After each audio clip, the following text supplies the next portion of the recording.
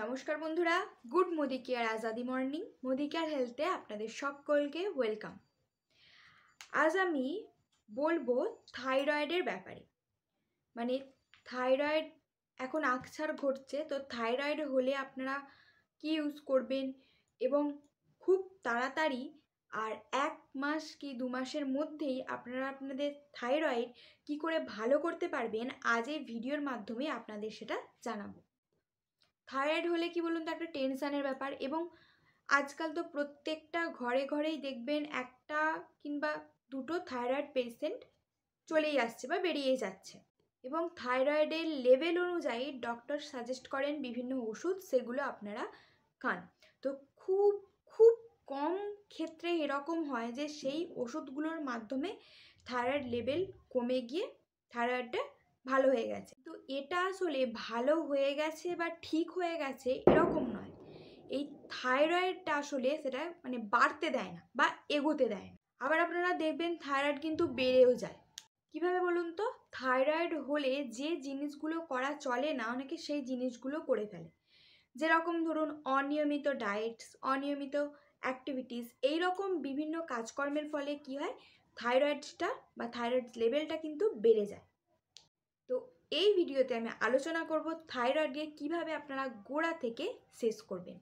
তো ভিডিওটি স্কিপ না করে পুরোটা দেখুন। আর যারা আমার চ্যানেলের নতুন, চ্যানেলটি সাবস্ক্রাইব করে পাশে থাকা বেল আইকনটি ক্লিক করে দিন এরকম গুরুত্বপূর্ণ এবং নতুন নতুন ভিডিওর আপডেট পেতে। তো প্রথমেই বলি, থাইরয়েড কিন্তু দু প্রকার হয়, হাইপোথাইরয়েডিজম এবং হাইপারথাইরয়েডিজম। তো হাইপোথাইরয়েডিজমে কি হয়, আপনার যে থাইরয়েড যে গ্ল্যান্ড হয়, যে গলার ভিতর বা গলার মধ্যে যেটা থাকে, সেইটা TSH অর্থাৎ থাইরয়েড স্টিমুলেটিং হরমোনটা আন্ডার অ্যাক্টিভ হয়ে যায়। তো যতটা হরমোন সিক্রেট করা দরকার, সেটা T3 হোক বা T4 হোক, যাই হোক না কেন, যে থাইরয়েড গ্ল্যান্ড বা গ্রন্থি আছে সেটা কি করে, কম হরমোন সিক্রেট করে, এবং যার ফলে হাইপোথাইরয়েডিজম এই প্রবলেমটা হয়ে থাকে। আর এর ফলে কি হয় জানেন? ওয়েট গেনের প্রবলেম হয়, জয়েন্ট পেন প্রবলেম হয়, এমনকি ডিপ্রেশনের প্রবলেম পর্যন্ত হয়ে থাকে, স্কিন এবং ভিশনের প্রবলেম হয়। তো এই রকম বিভিন্ন প্রবলেম হয়ে থাকে এই হাইপোথাইরয়েডিজমের কারণে। আর হাইপারথাইরয়েডিজমে কি হয়, থাইরয়েডের যে গ্ল্যান্ড হয় বা গ্রন্থি হয়, সেটা বেশি বা অনেক বেশি হরমোন সিক্রেট করে।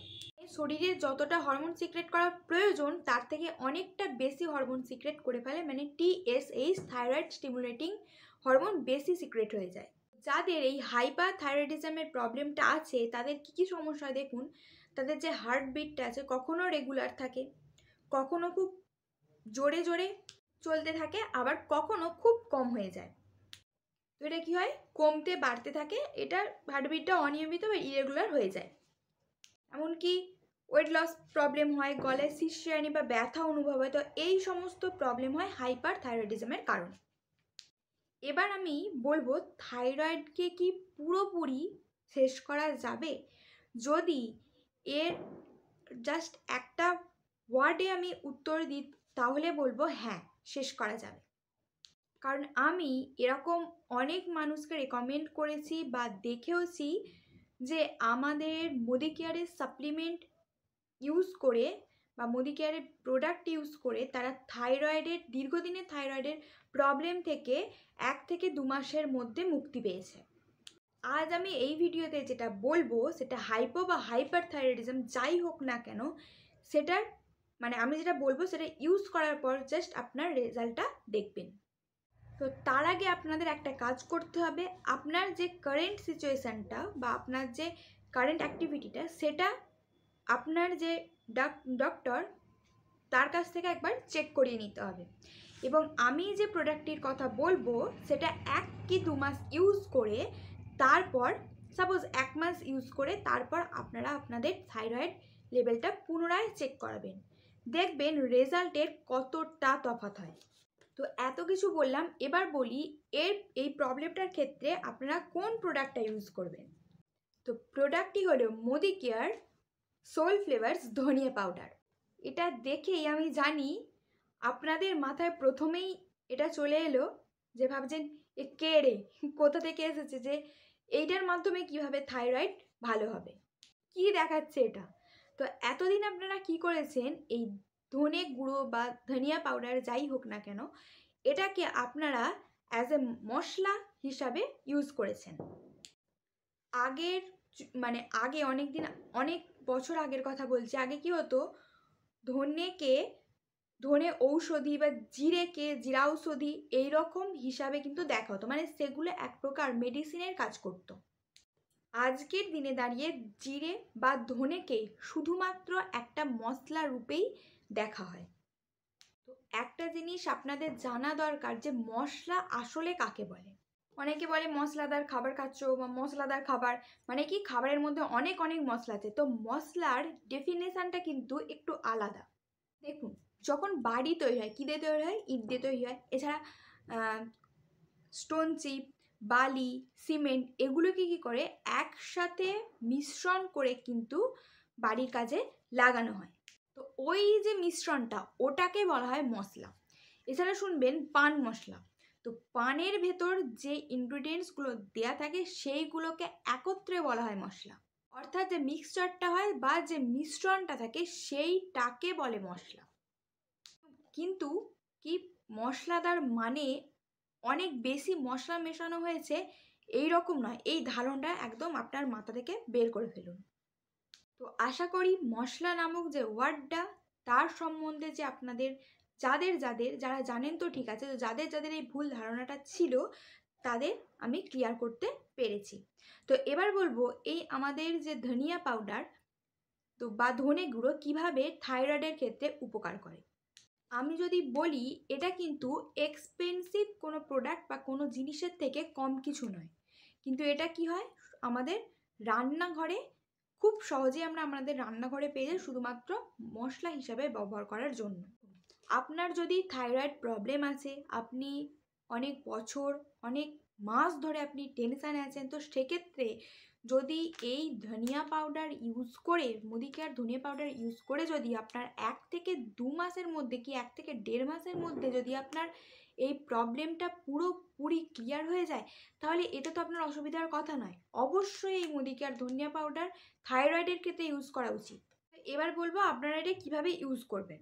দেখুন, আপনার থাইরয়েড যেরকমই হোক না কেন, সেটা হাইপো হোক বা হাইপার হোক, যেরকমই থাইরয়েড হোক না কেন, এটা 2 রকমভাবে কাজ করে। তো প্রথমটা আমি বলবো, আপনি কি করবেন, 1 গ্লাস ফুটন্ত গরম জল, মানে একেবারে ফুটন্ত গরম জল নিন, তার মধ্যে 1 টেবিল স্পুন ধনিয়া পাউডার তার মধ্যে ভালো করে মিশিয়ে নিন।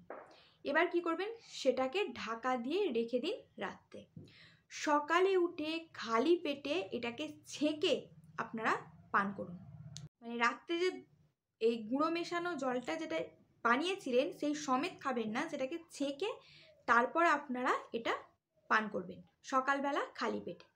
তো এটা খাওয়ার আধ ঘন্টার পর বা আধ ঘন্টার মধ্যে কিছু খাবেন না, তো আধ ঘন্টার পর থেকে আপনি যে কোনো খাবার খেতে পারেন। এবার 2 নম্বর টোটকাটা হলো, 1 লিটার জল নিন এবং 3 থেকে 4 চামচ এই ধনিয়া পাউডার তার মধ্যে মিশিয়ে নিন। সেটাকে ভালো করে গরম করুন, ততক্ষণ পর্যন্ত গরম করুন যতক্ষণ না 1 লিটারটা হাফ হয়ে যাচ্ছে, এবং তারপর এটাকে ঠান্ডা করুন এবং ছেঁকে সকালে খালি পেটে এটা ইউজ করুন। দেখবেন চমকপ্রদ রেজাল্ট পাচ্ছেন। বিশ্বাস করুন, এরকম টোটকা আমি অনেকজনকেই রেকমেন্ড করেছি, তো তাদের ক্ষেত্রে এত ভালোভাবে কাজ করেছে যে তারা আবার অন্য কাউকেও রেকমেন্ড করেছে। তো শুধুমাত্র ধনে গুঁড়ো দিয়ে যে থাইরয়েড ক্লিয়ার হয়ে যায় এই ধারণাটা আমার একটু একটু ছিল, তো মানে একেবারে ক্লিয়ার হয়ে গেছে। আমি এই সিস্টেমে আসার পর থেকে এটা একেবারে ক্লিয়ার হয়েছে যে আমার ধারণাটা ভুল ছিল না।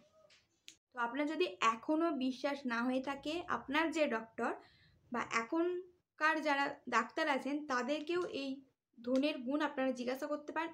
এমনকি সবথেকে সহজ উপায়, আপনার নেট মাধ্যমে এই ধনে গুঁড়োর উপকারিতাও জেনে নিতে পারেন।